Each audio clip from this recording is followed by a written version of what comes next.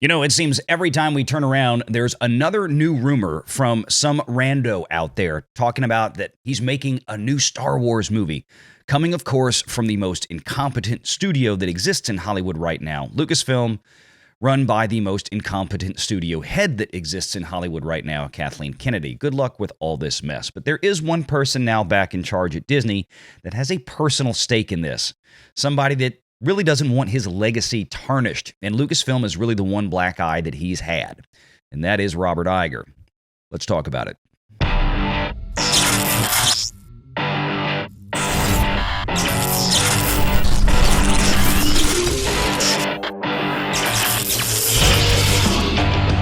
Renegade Online.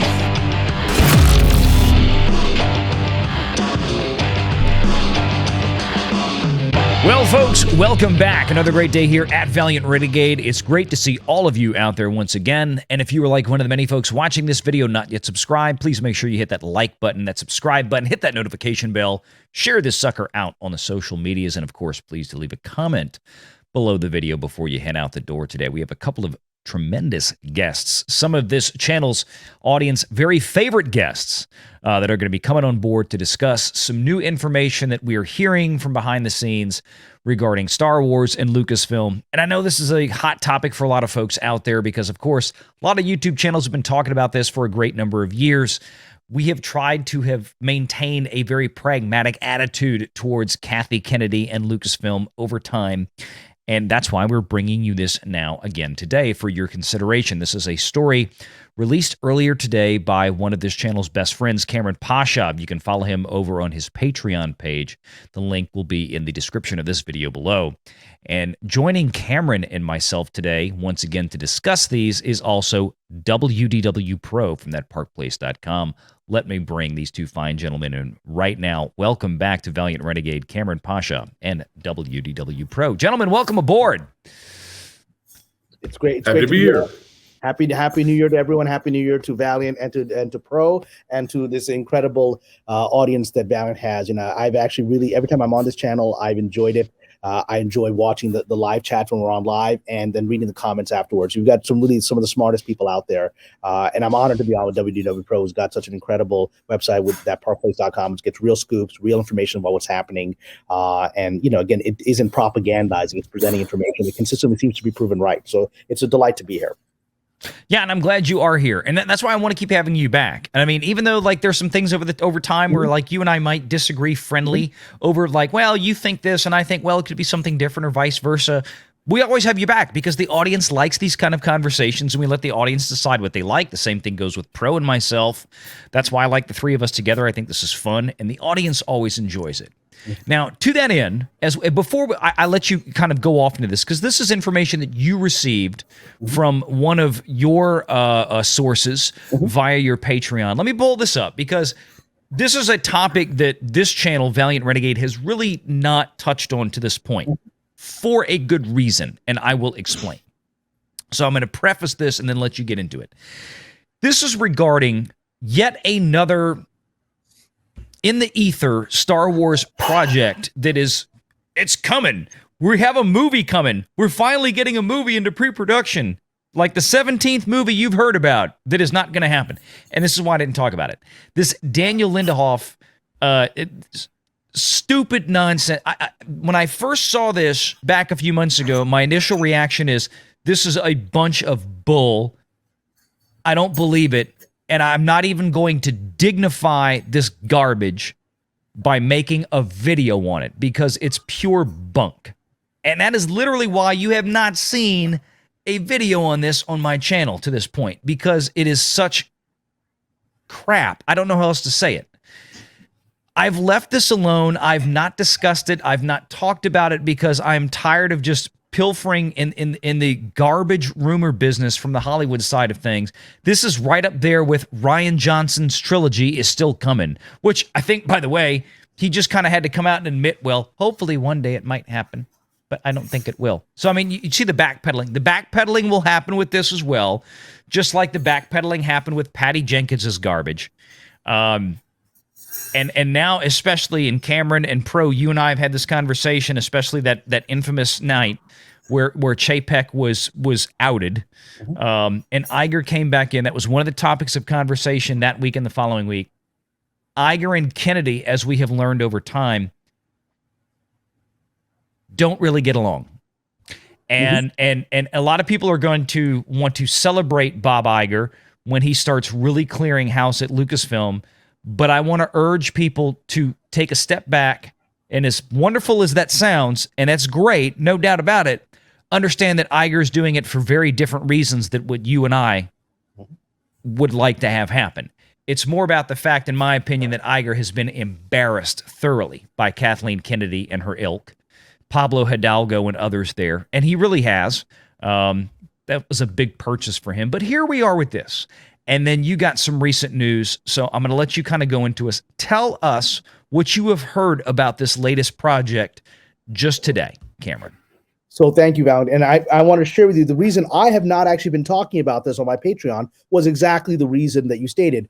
I had some people say to me, don't you hear about this? Damon's making this movie. I said, and I responded to them on the Patreon. I said, this isn't real. And let me just tell you what I responded before I got information. I said, I'll tell you why it's not real. Because we'd heard an announcement a few weeks ago, just only a few weeks ago, that Damon Lindelof was coming up with an idea for a movie, right? And for a Star Wars movie. And then suddenly in the last few days, it's been a flood of rumor and talk, and the movie's already in production. They're going to be filming in April. It's in pre-production.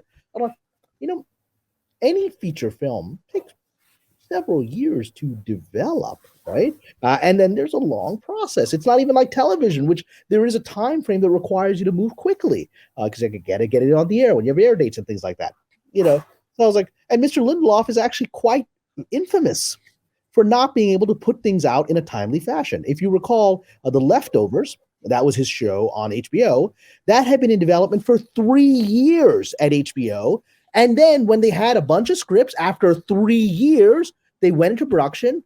And then about a month and a half or so into it, they shut down production, actual filming, not pre-production, actual cameras running with cast, reading lines. And HBO looked at the daily and said, what is this garbage? And they shut it down and they started all over again. Went back to the writer's room, said, fix these scripts. And then a lot of people ended up liking the final version of that because they brought in a bunch of new writers and to Lindelof's writers room, like, you go fix it, right? So Mr. Lindelof took 3 years to get that show, and even then it didn't work. So you're telling me that he came up with minus the last part, this sounds perfect for Lucasfilm. Well, it certainly did in an era when economics did not matter. It certainly did in 2016, 2017, right? But we're in 2023 now. And so I wasn't putting this on my Patreon, and I dismissed it because I said, that's not realistic on a normal features time frame to be in production on a movie that we have heard nothing about. We've heard nothing about a writer. This recent stuff is about this writer. We'll talk about this gentleman in a second. But I said, that's not realistic. As someone who's been doing this on April, it'll be 22 years that I've been doing this, right? And that's not realistic. Okay, so I dismissed it and didn't waste any time with it, but it continued to agitate people in the fandom. And then I got a message today from one of my sources who I deeply trust, who is embedded deep inside of Disney. I want to be careful because I have to be careful how I reveal this because I don't want to blow them because I think they will get into a lot of trouble for revealing this information because they are in a position to know this stuff. They have confirmed to me who they are and what their position is. They're in a position to know these things, right? And they've given me information before that I trust. So, and they came today with 3 scoops, 3 things that I didn't know. And they said, you want to know about this? And I said, can I put this out? They said, yes. And so I'm sharing this, of course, with the preface. I was not in the rooms when these conversations were held. I'm only going with what has been reported to me by a source who working inside of Disney that I know is working inside of Disney and who has revealed information in the past that has proven to be true. So I have to go with that, right? And it fits my paradigm of how things were probably working anyway, so that doesn't surprise me. So scoop number 1 directly relates to this issue of Damon Lindelof, and I'm just going to read you the quote from this that I put on my Patreon. I'll add it to the screen real quick. I have it queued up if you'd like me to. Yeah, please. Okay, get ready. Yeah. So this is, I pulled this from your Patreon. And again, folks, if you're not following Kamran on his Patreon, this is where a lot of these conversations begin, as I've said for a very long time. Make sure you check it out. Link in the description below. But Kamran, walk us through this. Thank you. So I'm going to read the quote and you can see it on the screen. So quote, Lindelof did not have authorization to announce he had an upcoming movie at Lucasfilm, KK, meaning Kathleen Kennedy, was forced to confirm. She didn't announce it, nor did her people. It came from his camp, end quote. So that's scoop number one. And that fits what I've been saying for some time, that this felt like, why would they even put this out there? It makes no sense. It makes no sense in the political environment that Lucasfilm has been in for the last several months. And, I've heard from my sources that Ms. Kennedy's ability to greenlight, we know her ability to greenlight movies was taken away a long time ago. That's public knowledge, right? That's not me with conspiracy theories and alleged sources that people choose to believe or not believe, right? That this is, I think, pretty well established that Bob Iger had taken away her ability to greenlight movies, was focusing on television shows. So suddenly she's greenlighting this movie, but Damon Lindelof, who kind of is a fallen star, after a few unsuccessful movies like Prometheus, which a lot of people didn't like, right? And, the Star Trek Into Darkness, which he was heavily involved in, a lot of people didn't like that. That kind of lessened his star in this town, certainly as a feature writer. So this seemed very surprising to me. And so this makes sense because it fits into the modus operandi that I have believed and claimed and have heard from my sources is true, that the same thing was done with the master of this, Leslie Headland, and the Acolyte, where she basically decided, I'm going to force their hand. I'm going to make them make this show by announcing things without permission. And so that is a pattern that seems to have gotten Leslie Headland to some kind of filming. My sources tell me it's not a full pilot. My sources tell me she's filming a presentation to try to get the green light for a series. Be that as it may, she's gotten some movement over a year of pulling this, let me announce things, let me announce cast, let me announce this, and without any authorization. And that puts people like Kathleen Kennedy, who are basically on the beach at Cabo, not paying any attention to what's going on, in a very embarrassing situation, because people on my Patreon ask, well, Kamran, if this scoop is true, why didn't Lucasfilm immediately put out a counter report in the trade saying that's not true? We have not greenlit any movie. We're just in conversations, blah, blah, blah. Because they can't. How can they do that? Because that would mean saying Damon Lindelof is a liar. That burns a lot of bridges right there and makes you go, well, who's the liar? Is it Damon Lindelof is a liar? Is Kathleen Kennedy the liar? Does Kennedy not know what's going on? That creates a massive crisis within the corporate structures. The general public might not have faith in Ms. Kennedy, but the corporate structure needs to at least believe she's at least aware of the project she's allegedly greenlighting. If there's projects being announced without her permission, there's going to be pressure from the shareholders to immediately remove her, right? Because of what's happening here. So they can't contradict that. Well, and just to remind everybody, like I mentioned before, kind of just in passing, but there's precedence for this. Yeah. Rian Johnson. I mean, they put this thing out on Lucasfilm. Rian Johnson might be developing a trilogy. This was on Lucasfilm's website, and then it went nowhere. And then it disappeared from the website, and Lucasfilm never spoke of it again. But he kept pushing the narrative. He kept pushing the narrative, but there was nothing from Lucasfilm on this. It's just like, let the old fool go run his mouth in empty space. And that seems like the same thing that's happening here. One thing I've learned about Lucasfilm, especially under Kathleen Kennedy's piss-poor mismanagement of it, and there's no other way to describe it, it has been the most absolutely piss-poor financial management of a studio that one could possibly hope for. I don't trust anything coming out of there in terms of announcements. If these are producers or directors that are tacitly connected to, somebody spoke to somebody at Lucasfilm over a lunch and drinks on Rodeo Drive. And it's like, oh, well, I'm working on a Star Wars project now. That's what all this sounds like to me. And it's just a bunch of crap. And what you're hearing seems to kind of confirm this. Yes, Pro, please go ahead. I'm sorry. Mm-hmm. The Pro, did I interrupt the Pro? I'm sorry. Well, what I was going to say is that, and I talk about later in the Patreon article, is that this fits in the modus operandi of Ms. Leslie Headland, who ran an entire thing. And I was saying this on your channel over a year ago when she first announced Amanda Stenberg as this unknown actress who would be the lead of the show, right?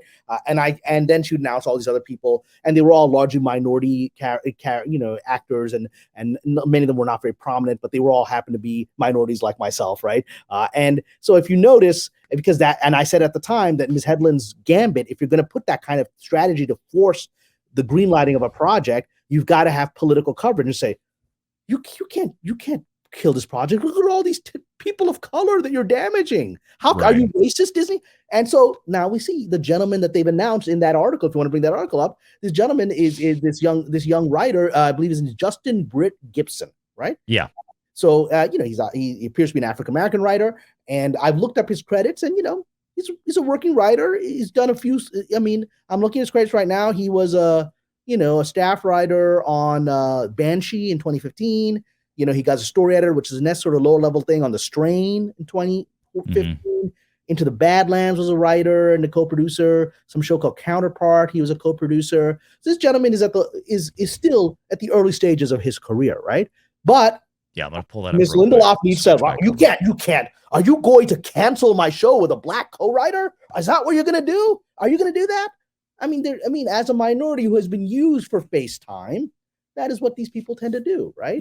They use you as a pawn on the chessboard, right? You're not injuring me, Damon Lindelof. You're injuring him, my poor black buddy, right? Just like, listen, we have a black young actress who is gender fluid. Are you going to cancel her show? I mean, right. That's the kind of stuff. And I'm not speaking anything against this gentleman's talent. I don't know him. I hope he's very successful in his career. I don't know him, but I do know this game. Right, I knew this. I've endured this game of using minorities as your front shield to achieve your objective. Right, so that fits into the strategy that Ms. Headland perfected, and Mr. Lindelof, who has had a damaged career. Let's be very frank here. After the Leftover was off the air, and after several of his movies just were not well received by the public. And people were still scarred by loss. They felt like this show didn't have an ending. Did this guy ever had a plan for an ending? I know he does not have a plan. That's who he is as a writer. He makes things up as he goes along. And so what he's doing now is he's making this up as he goes along. He's making up this narrative as he goes along. That's his modus operandi in his life. And that fits this surprising message I got today on scoop number 1. Yep. I think there's an old adage. There's an old adage that really fits in with Lucasfilm, and guys, correct me if I'm wrong about what this is, how it goes. I've heard it a number of times, but fool me once that you're going to actually make a movie, shame on you. Fool me a baker's dozen times that you're going to make a movie, well, you might be Lucasfilm. So yeah, pretty much.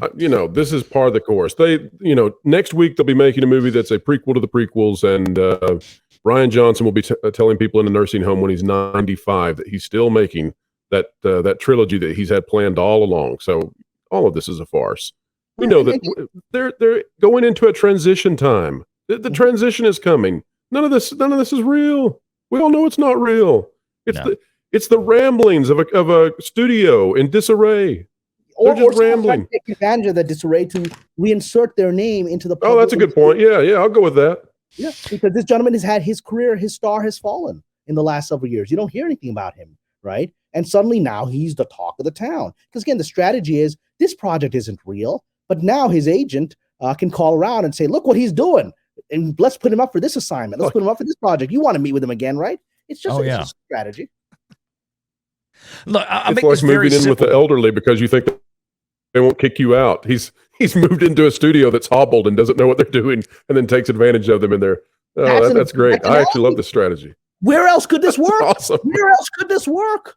Where in any to all of you directors and all of you writers out there who would like to take advantage of a poor, humbled studio, Lucasfilm it's the place to go, man. All of you vagabond celebrities, head on over to Lucasfilm right now. There's nothing as damaged as Lucasfilm. He couldn't pull this off in Marvel. He couldn't pull this off at HBO Max. He couldn't pull this off anywhere, right? Try to pull this off at Lionsgate or Stars. Come on. It's not going to, this is the only place you do stuff like this. Well, and that's largely because, and this is something that I think I've said this yet, but I'm going to say it here in this video. This is my best financial advice to the Walt Disney Company and to Lucasfilm. If you idiots actually want to start making real money on Star Wars, this is the best advice you will ever get. Stop making new Star Wars. You will start making money again if you simply stop making your own version of Star Wars. That's it. It's very simple, and I know that sounds insane to people working at Disney right now, but if you want to make money with Star Wars, stop making it. Yeah, just live off. Just put out the old movies again for a new generation. Put out the toys again for a new generation. Yeah. That's it. That's all you need to do. Every time Disney and Lucasfilm seems to make a new Star Wars project, with the exception of Grogu, which that is even, the sales for that are even declining. And I don't know if Mando season 3 is... They screwed that up. They can't even ride the success of Grogu. They screwed that up. Exactly. All they are doing at this point is damaging what they paid $4 billion for, and they're getting zero returns on it. Which is what they did with Power Rangers, and they ended up reselling it back to Haim Saban, who sold to them for, I think the reports were several $1 billion, and he bought it back for reportedly $100 million. Pretty good profit there. Yeah, I just Disney cannot get out of its own way. All right, so let me bring up the second rumor so you can go through this. Which links into what Pro was talking about, that the company is in transition, right? Yeah. So there's the third thing, which now is broadly talking about Lucasville. So if you want to bring it up, the second scoop that this gentleman sent me, could be a lady. This person sent me. This person inside Disney, right? I don't want to assume their gender, and I don't want to do any of that. So scoop number 2, I'll read it. Whose exact height is and their blood type.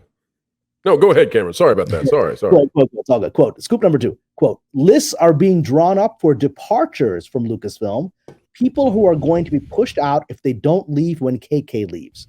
About 70% of the story group is on it, including Carrie Beck and Pablo Hidalgo, end quote. And so, people have been asking a long time, is Hidalgo there? Is he not there? Well, apparently he is there under some kind of contractual arrangement. And Ms. Beck is still listed on the Lucasfilm site. At least I went and checked today. And nobody working there seems to be doing much. They're not doing anything, right? Maybe it's like Twitter. It's like Twitter except in entertainment. That's it. That's a great analogy. Get rid of 70% of Lucasfilm and it would function better. Well, and that's why I have always believed. Wine on tap, baby. Well, I've always believed, Pro, I could be wrong. Maybe one day I'll find out. But I've always believed that the reason I was banned from Twitter was because, birds of a feather, somebody at the Lucasfilm Story Group didn't like my public condemnations of their bad work, and then contacted a buddy at Twitter, which was just another similar outfit of people. By somebody, you mean the entire Lucasfilm Story Group. Or maybe someone more specific. Hey, by the way, let me say this, Cameron. So looking at that, if your scoop is accurate, if 75% of the story group is on that list to be let go, then that would indicate to me that the entire story group is going to be disbanded. And then that 25% is probably going to be rolled into other departments, areas of the studio, because it just, that seems like a huge number if you're actually going to keep the story group functioning. That's shutting down. Honestly, it's so damaged. Yes. Yeah, it's so damaged. I don't see why they would want to keep that going. They can put that into the hands of somebody brand new. Exactly. If they have a quarter of the people, they're like, this person's actually competent. This person has good ideas. They know what they're doing. All right, why don't we assign this person over to Marvel? Why don't we send this person over here? Why don't we keep this person inside of Lucasfilm, but there's no real story group there now. It's just, this is one smart person who might be able to be a useful resource for the next group of people that come in to make movies or TV shows. That you're right. I mean, the story group would be essentially dissolved here. And my source was saying, I can get you the list. I've not received yet the list. So if I receive the list, I'll definitely share that. But they said they have access. The people on the story group would be, they would probably not like it very much. Yeah. Here's the termination list. But apparently they have a list. They have a list of names. It may be that the people on the list don't know yet, so they might be finding out about it from this video. Well, that's the other thing. But the issue with the story group is, and much like the rest of Lucasfilm, by and large, at least the actual employees. I'm not talking about the independent contractors like the Jon Favreaus and the Peyton Reeds, but the Lucasfilm or the story group has served no business function in that entity for a great long time, if ever. They have served no profitable narrative or profitable business function there. That is just a black hole of capital expenditure. It's like the Twitter employees. Yes, exactly. It is nothing. What is the point of a story group? What is the point of a story group if there's no story that makes sense? The story doesn't make sense. There's no stories being told. Yeah. What have they actually produced? What have they produced? The High Republic? That's it. They get everything the stuff, else. They get papers sent to the story group, and they're like, "Don't do anything. Don't tell this story. That's how we can save this." Let me give everybody out there watching the best description of the Lucasfilm story group that I can from a business and financial perspective. The Lucasfilm story group exists and has existed up until this point to give tax write-offs to Disney Plus. Mm-hmm. That's it. Yeah. That's it. They are there to basically just fire out garbage. The Disney Plus can stroke checks of $100 million to produce to put canon fodder on their streaming service that nobody's watching. Yeah, they're there by to generate comparison to Netflix. I mean, it's just they're there to generate losses, and that's it. And losses. Anyone who understands corporate accounting, like our friend Mexican Iron Man, who's a very successful accountant himself, will say, sometimes people strategically have lost leaders inside of companies to serve other agendas. It's just part of how business works. Well, let's just say that theoretically, the story group is supposed to keep all of the various content consistent and to maintain the canon of the franchise, of the universe. But practically, what we get out of them is rainbow-colored Vespas.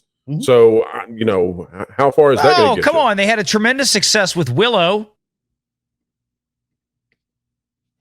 Well, I'm sorry, nothing? I couldn't get a joke, couldn't get a laugh out of that. It just falls in. It falls in. Yeah, that's it. You couldn't see the Avatar smiling? Come on. So why don't we jump to scoop 3? Because I know that our friend Pro also has insight, which I think ties into some of this, which will be impact if my scoops are correct. If they're not just somebody making stuff up and jerking me around, and I don't believe it is, but if assuming that my stories are correct, they will impact, I think, some of the stuff that Pro has heard, the direction where things are going. So I want to hear that as well. So while we jump into scoop 3, so the third thing this person said, and I actually had to edit this. I edited this down because the actual quote would reveal the identity of the person and why they know the context of this conversation. And I actually edited this down and removed all that information. So I will just quote the edited version here of what this source said. Okay. Scoop number 3 is Kennedy asked Iger if, given the newly planned Lindelof movie, she could stay on to oversee it. Bob said no. And that links back to reports that I've had from Disney insiders a few months ago, really, saying that basically that this was actually before Bob Chapek had been let go. I had reported that a source had said that there had been an angry conversation with Bob Chapek and Kathleen Kennedy over Indiana Jones screenings, which did happen and were poorly tested, and that basically Mr. Chapek had reminded her our handshake understanding was that once you've got nothing in development, it's time for you to pack up. And so then she immediately started scrambling. No, I've got this Leslie Headland thing. It's in development. You can't throw me out. Right? And then now this other thing. And I've got this Lindelof thing, right? And I had stated on my Patreon that I thought this Lindelof thing was very likely part of an effort for her to try to convince Chapek, and then Bob Iger, who came back in and said, look, that was my understanding. As long as I got something in development, I stick around, right? And, we, assuming my information is correct, that they don't have a full show in production on just a presentation or part of a pilot as a sales tool that they're filming right now for The Acolyte, then Bob Iger knows that. He's like, well, you don't really have anything in development, or that we don't know if we're going to greenlight that. We're probably not going to greenlight that. So you got anything in development? No, I got this Lindelof thing. And apparently the direct conversation that my source is privy to said, Bob Iger's like, it's not real. You and I know that's not real. So no. So where it's that your termination date, which I've stated for some time, and then others have stated as well, around the release of Indiana Jones 5, that's still pretty much in place. You got nothing in play. This isn't in play. Yeah. Be serious here. This isn't in play. So her effort to try to use it, Iger's like, no, come on. I'm not an idiot. I know this isn't a real movie. So no, I'm not going to give you that as an extension of your contract. Yeah, and I don't think, and we've talked about this before, and nothing personally against Harrison Ford. I love Indiana Jones. I love Ford. But Indiana Jones 5 is not going to hand Disney or Kathleen Kennedy the big box office win that they're hoping it will, that they need it to be. Yep. It's just not going to happen. Is it going to do very poorly? No. Is it going to do spectacularly?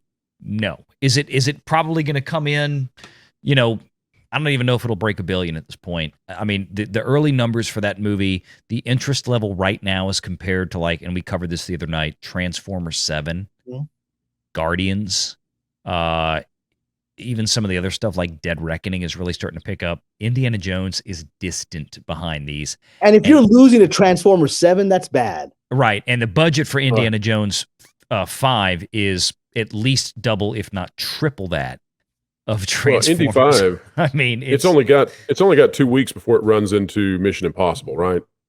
Yeah. So that's a giant buzzsaw for it. Yeah. But on this third one, I know that people have different perceptions, and when you're listening to a conversation, sometimes things can be presented in particular ways that can be misconstrued. I kind of wonder if Kennedy was asking to be an executive producer or something along those lines. I have a hard time thinking that she would think that she could maneuver her way into an extension, because I would think that the wheels are beginning to turn already to prepare somebody to replace her should she leave later in 2023. So I wonder if that was what her play might have been. Yeah, I mean, I don't have the I edited this down, but the full information that was given did not clarify the issue that you're raising. It just stated that she'd had a conversation with Bob Iger about extending, about overseeing it. So it might have been an executive producer credit, but something to give her some connection still to Lucasfilm beyond Indiana Jones. And he just said no. And I'm sure he simply said it because he knows it's not real. He knows it's not a greenlit project. Just because it's being talked about in the trades doesn't mean Bob Iger doesn't know what's on the slate. He knows what's on the slate. Yeah, and like we said, kind of in the intro to this, and to kind of wrap it up, as we've learned, Iger doesn't seem to have too much love lost here for KK. Whatever may have been at one point, going back to the old days, the old buddies between Spielberg and Lucas and Frank Marshall, Kathleen Kennedy's husband, for those of you that may not know Frank Marshall.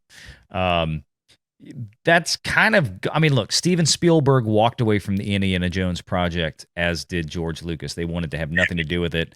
I think we've all heard the stories. Lucas didn't even show up for the premiere of the Rise of Palpatine, the final chapter in the Disney Star Wars franchise back in 2019. Good call, by the way. Yeah, this is a broken house, and for Iger, this was one of the crown jewels in Iger's Iger's reign over Disney as CEO and executive chairman for so many years, was the acquisition of Lucasfilm. Right? He acquired Marvel. It became a huge theatrical success. Let's be honest, that's what it is. Up until Phase 4. Phase 4 has been a disaster. But Phases 1 through 3, huge theatrical success. Lucasfilm, no. Pixar did well for years. Lately, not so much. But Lucasfilm has been a mess. Star Wars has been a mess. But for the first movie that they put out in 2015, The Force Awakens, that turned a decent profit at the box office, made a lot of money with toys and merchandise and Legos and all kind of stuff. All of that was then undone with the next entry, with The Last Jedi. And it whatever they made on that first movie, they lost going forward from there big time, with horrible mismanagement of production because of Kathleen Kennedy. That is a stain on Iger's legacy. And regardless of what people out there believe, the Hollywood buddy system and all this, at the end of the day, for a guy like Iger, they're all the same. It doesn't matter. What matters most is the legacy aspect. Sure. And it's if you Kathleen Kennedy came around and you peed in my cornflakes, you're gone. And that's all that matters. And it's going to be kind of like the same folks that were elated that Chapek got fired because, well, he was the king of woke at Disney, right? And Iger's back. Yeah. A lot of people are going to make the same mistake here. They're going to celebrate the fact that Iger is going to be the one to get rid of Kennedy, but not for the reasons that people think. True, correct. Had all of her woke projects worked, he would have been honored, even delighted. He would have been honoring her. Had The Last Jedi been a commercial, well, it was somewhat of a commercial success, one would argue, at 1.3 billion, or was it 1.3 billion, and it should have. If it makes Last a profit Jedi, and destroys your franchise, what do you do with that? How do you quantify it? It should have been 2.3 billion, but it wasn't. And Cameron, you and I talked about this how many times, and so have Pro and I. How many articles came out 2 years ago about, and we're talking about from places like Variety and in The Atlantic and in major business publications, entitled "The Mismanagement of Star Wars." Where Star Wars failed, how it failed, why, all these articles basically talking about why didn't Star Wars become the success that Disney thought it would be when Iger bought it.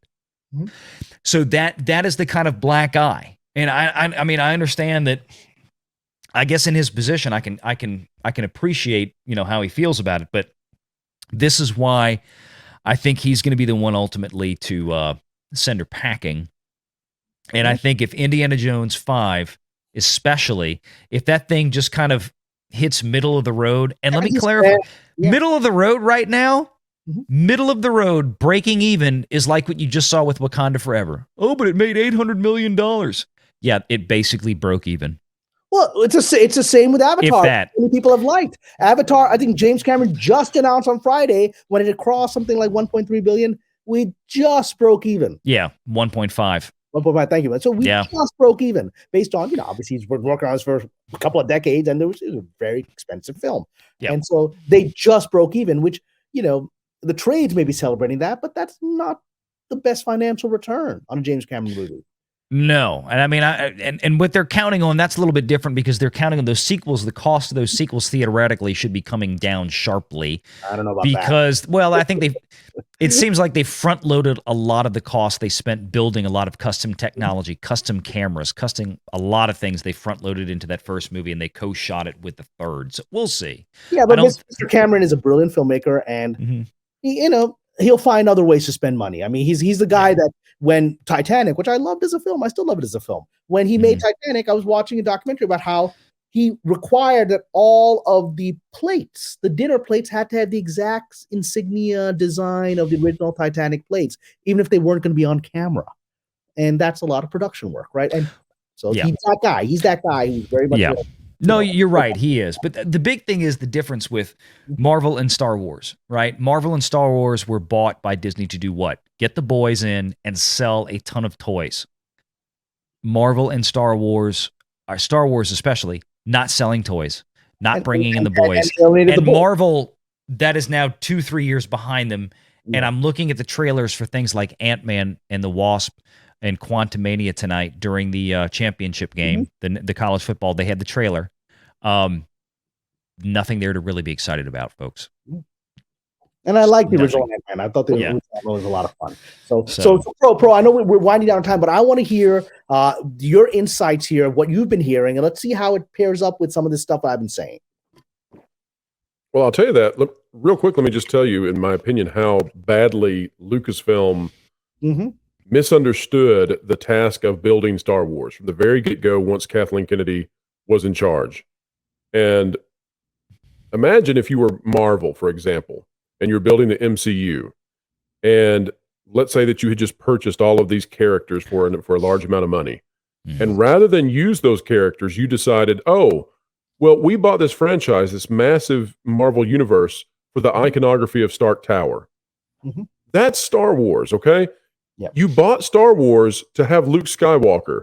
You bought Star Wars to have Han Solo. You bought Star Wars to have Darth Vader. You didn't buy Star Wars so you could put new sucky characters in the Millennium Falcon and fly it around.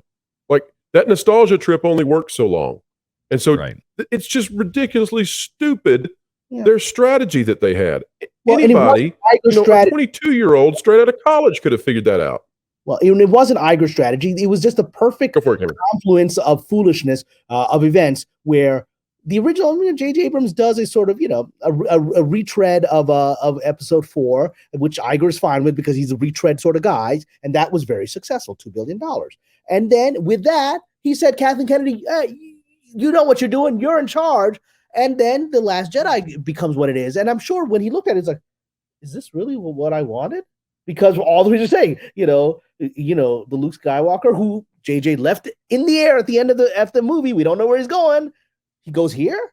What is this? Right. But he's like, well, we've already invested all this money into it. Let's roll the dice. Well, that was a mistake. So they just thought, hey, we can invent our own characters that will draw in new demographics. We'll bring the girls in to play with the action figures. And as long as they sit in Star Wars vehicles with Star Wars music playing in the background, people will love it. And it's like, no, you completely misunderstood the entire magic behind it. You don't understand it whatsoever. Well, that was all those franchises made that mistake. And how many times have we heard the story of, they were told by these Madison Avenue marketing experts, quote unquote, and these Rodeo Drive marketing experts, whatever the hell, wherever these people come from New York and California, telling them that, well, you've got the IPs. All of the old fans, the old white guys they'll still show up if it has this logo on it. And you can put whatever characters you want in. and then get everybody else to come in too. Mhm. This is the Primrose Path they were all led down. And they found out too late, or they're just finding out now, that it's not the Primrose Path. It's actually the path to hell. It's like, this is, the road to hell is paved Monetary with good hell, that's intentions. right. Yeah. I mean, but this is what they've done. They've alienated the audiences, predicated on the notion, false notion, that they could do whatever they wanted with these IPs. And, the stupid old white men that we don't want to cater to anymore, they're just going to show up anyway. So their thoughts. So to With come that back in to what mind- Cameron was talking With about, that in mind, I just want to say, with that in mind, that actually dives in directly to what you have to share with us. that's exactly right. The stupidity and incompetence of the studio. So here's what I've heard is that Lucasfilm is that they've set standards for themselves for minority representation inside of all their stuff, which, by the way, can't be that much, really. I mean, what are they producing besides Willow and The Mandalorian? But so they set minority representation quotas. So they're kind of stuck now because they're having to go get a huge number of Latino background characters and secondary characters to fill in that they believe look white, because they discovered that their casting now looked a little askewed because it was all darker skinned individuals. And so they started hiring Latinos that look more white. And it's just like, this is the most ridiculously stupid system I've ever heard of, where you are now trying to arbitrarily fill your quotas in the most wrongful way possible. You're all just idiots. Quick, get her out of there. Seriously, get them all out of there. I don't even know what they're going to do when she's gone. I mean, it's a nest of incompetence. What do you want to do with that place? It doesn't matter. Like I said before, the best thing that Lucasfilm could actually do right now is stop making Star Wars. Just stop completely. Let it rest for a couple of 2, 3, 4 years and make nothing. And then let somebody come in that actually knows what the hell they're doing and start over.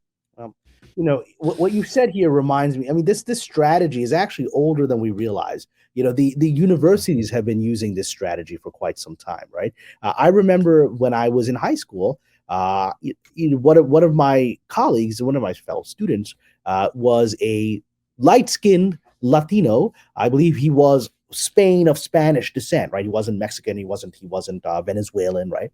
And Castellano, let's say. Yeah, Castellano, and he obviously had a Spanish-sounding last name because that's his ethnicity and origin, right? But he looked as white as Valiant Renegade, and he was a smart kid, but he got into Harvard real quickly because he was all talking about being an oppressed Latino, right? But he was an oppressed Latino from a family of investment bankers in Manhattan.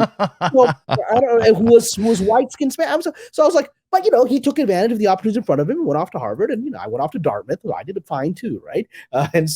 But this has been a strategy that universities have used for some time, because of their efforts to say, well, look at how diverse we are, right?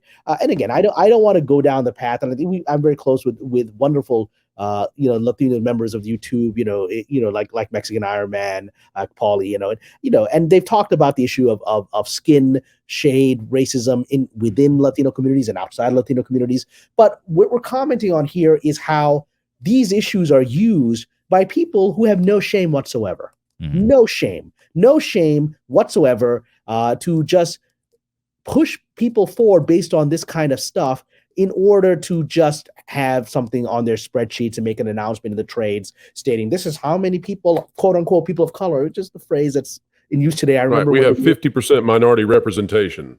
Yeah. But we're not going to say that we based it on skin tone.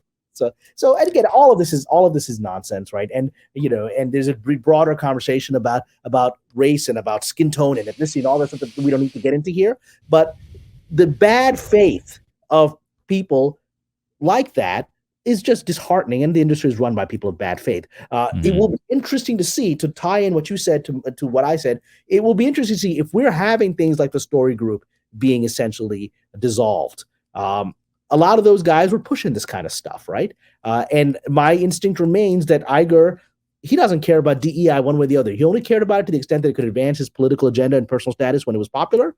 Now that it's not that popular, I don't know that he's on board with it because it doesn't help him in his personal legacy goals, as Valiant was saying. So it'll be interesting to see if this remains the direction we go into 2023. I have a feeling that it will not be, because again, Mr. Iger he goes where the wind is blowing. He's not someone that sets the ship against the wind. That's not who he is. He's not that guy who was like, let's discover undiscovered territories and take a risk. That's not this guy, right? Mm-hmm. And so I think it may shift away from the things that you're correctly pointing out are coming. Final thoughts, Pro. Lucasfilm is fully inept in every possible way. I mean, how much can you beat this poor dead horse? It doesn't know it's dead. I guess that's why we keep beating it, because it keeps raising its poor zombie horse head up and giving a slight neigh. I'm still making a movie. No, you're not. Just die. Wasn't that time, man? Wasn't that the Holy Grail, where the knight that was just chopped up in little pieces? I'll still fight you with my arm, right? The Black Knight always wins. Yes. It's like we've been doing this for so long now. It was fun for a while, but now it's just sad. Yeah, somebody needs to run up to Lucasfilm and say, "Look, you stupid bastard, you've got no arms left." I mean, that's it. That is the Black Knight skit from the Holy Grail. You're absolutely right. And I think 2023 will be the moment when the Black Knight is finally silenced. I think that's coming. Yeah. Come back, I'll bite your legs off. Yeah. So, anyway, gentlemen, thanks for joining us for this one, and hope everybody out there enjoyed the video as well. I'm sure we will talk more about this, because probably chances are Kamran's going to get proven right. I think, look, I've said from the day one that the folks I've talked to privately, like I said, I never did a video on this because I thought this whole story was bupkis. I thought this was another bunch of bunk where some rando came out of the woodwork and said, "I'm doing a Star Wars project too." No, you're not. Shut up. There's nothing going on right now, and nothing is happening. Nothing is getting greenlit there without somebody far above Kathleen Kennedy's head writing a check for it, because she has proven time and time again to be one of the worst and most incompetent business people on planet Earth. Go back to fetching coffee, Kathy. That's where your strong suits were. Sorry, that's what it was. Because it damn sure isn't running a studio, and it damn sure isn't overseeing the financial management of film production. The proof's in the pudding. You wrecked 3 films that went over budget by hundreds of millions of dollars each. Congratulations, you suck. So that's it. That's where I have to leave it with this one. But thanks everybody for being here. Make sure you check out Kamran Pasha's Patreon. Make sure you check out WDW Pro on thatparkplace.com, on Twitter, and WDW Pro's new YouTube channel, which he's already almost at 2,000 subscribers, because whatever. I mean, because I'm better than Willow. I'm better than Willow, ladies and gentlemen. We set the bar so high. Links to all of these fine folks and their social media will, of course, be in the video description below. It's great to see all of you out there. Please make sure you hit the like and subscribe button, hit the notification bell, share this sucker out on the social medias, and, of course, do leave a comment before you head out the door today. And until next time, ladies and gentlemen, take care.